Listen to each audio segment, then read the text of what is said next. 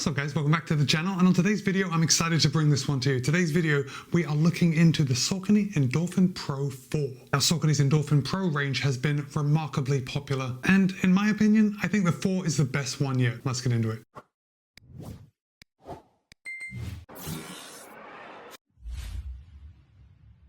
Let's get started with those disclosures. This video is in partnership with my friends over at Roadrunner Sports. Roadrunner Sports was good enough to send me the Saucony Endorphin Pro 4 for the purpose of a review. However, they haven't told me what to say. They don't have any editorial privileges, and all the thoughts and opinions are my own. But that said, the Saucony Endorphin Pro 4 will cost you $225. That's right guys, it's the same price as the Endorphin Pro 3 last year, and it's a minimum of $25 less than the rest of the competition. So needless to say, the Endorphin Pro 4 is well priced. The stack height hasn't changed from last year. We still have 39.5 in the heel, 31.5 in the forefoot for an 8mm drop. However, the Endorphin Pro 4 is slightly heavier than the Endorphin Pro 3 last year. Saucony claims that a US men's size 9 would tip the scale at 7.5 ounces or 212 grams. But in my size, a US men's size 13, it tips the scale at 9.2 ounces or 260 grams. Now last year in the sample size, the Endorphin Pro 3 was 8 grams less or 3.9% less. And last year, my size 13, was 9 grams less or 3.6% less. So relatively speaking, the weight of version 4 goes down as the size goes up. Anyway, regardless of that nonsense, the weight gain in version 4 wasn't noticeable to me when the shoe was on my foot. So let's start at the top and work our way down.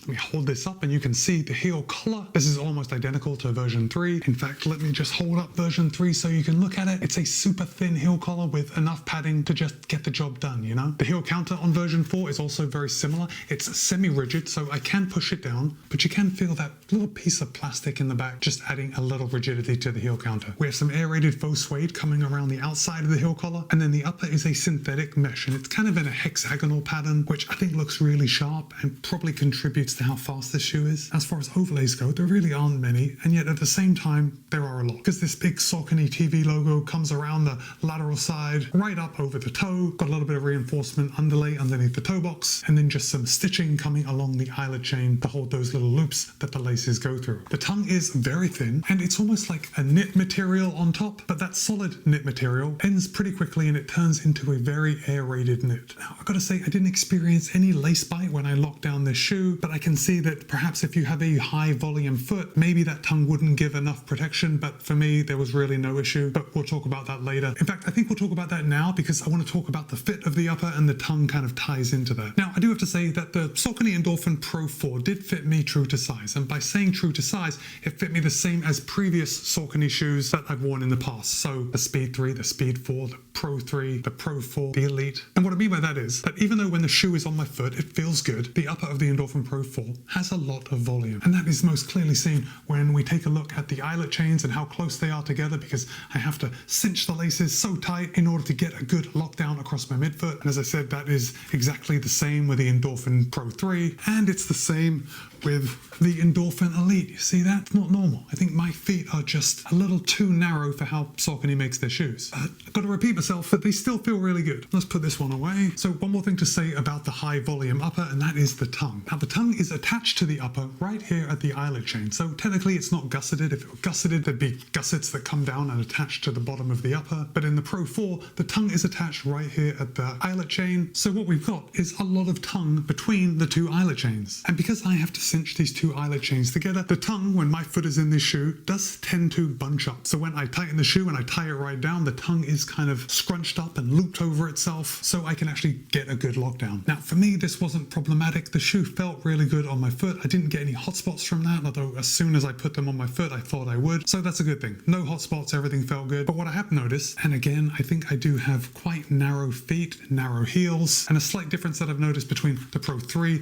and the Pro 4 is that this heel cup is just slightly wider. So in the Pro 3, when I could just lace them as they were and then take them out and go for a run, in the Pro 4, I do have to use this extra eyelet, and I have to do that lace lock method on every single run. If I don't, my heel is very loose in the heel cup. Even when I do the lace loop, I am still aware that my heel is just a little loose in the back, but it's not so much that it puts me off when I'm trying to do a workout. So that sounds like a pretty big complaint, but I think unless you have super narrow feet, I don't think you're going to experience those same issues. And even though I have just described what could be some issues for some people, the Endorphin Pro 4 is still a shoe that I would consider taking for a marathon. In fact, I can pretty much guarantee that I will run a marathon in the Endorphin Pro 4. Okay, let's come down to the midsole. And first of all, I am loving this styling. I love this kind of, I don't know, gills that have been cut into the back of the midsole here. But Saucony has made a pretty big improvement, in my opinion, on the Endorphin Pro 4 over the Endorphin Pro 3.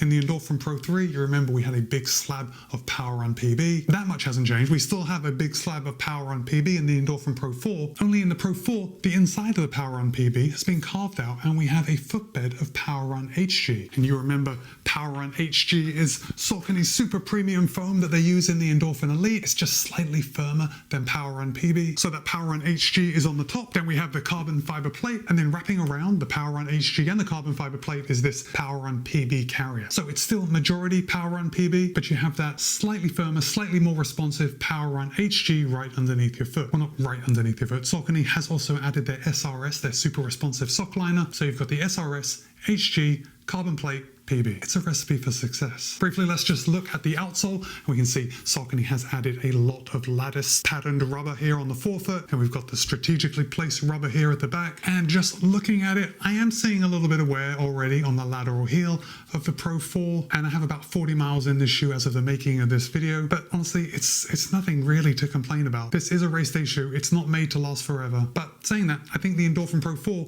is one of the more resilient race day shoes out there. Now, if I look up on the forefoot, yeah, I can see how the newness has been worn away from the rubber, but it's looking remarkably good. I still have a lot of wear up here. We have a big cutout in the middle with Speedroll technology emblazoned on the plate. And of course, the Speedroll technology hasn't changed from last year's shoe. It's Saucony's geometry. And if I hold it up, you can see this beautiful toe spring. We've got quite a substantial heel bevel that is centered here on the back. And due to all this coming together, the Endorphin Pro 4 rolls beautifully and quickly. So let's talk about ride, because if you're looking for a super shoe, it's probably what you're thinking about. And in my opinion, Saucony has done a fantastic job with the Pro 4. I think it is an excellent blend of comfort and speed, and yet I think it's a very approachable super shoe. And by approachable, I mean it's fairly stable. The midsole foam is soft and responsive. The carbon fiber plate really gives you a good kick. I mean, this is a rigid shoe, so when you load it, you can really feel the shoe sending you forward. And if I had to compare it to last year's Endorphin Pro 3, I'm going to say that the Endorphin Pro 4 is slightly firmer, and I only mean slightly. Now, it did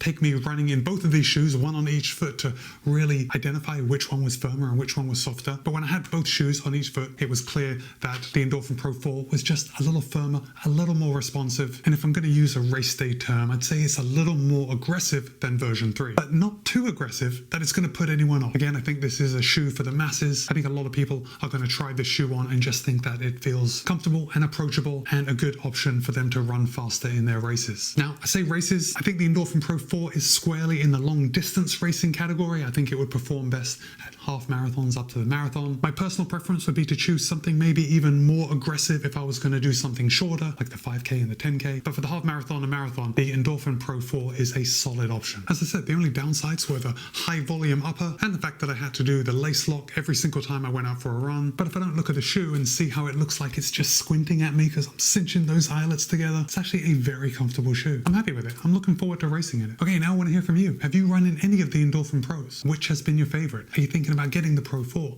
Let me know in the comments. And don't forget to check out my link to Roadrunner Sports if you want to pick up a pair for yourself. And I would just like to ask that if you found this video entertaining, informative, consider subscribing to the channel and leaving a like. And with that, it's Matt B. This has been my review of Saucony's Endorphin Pro 4. Be kind, be happy, run well. I'll see you in a couple of days.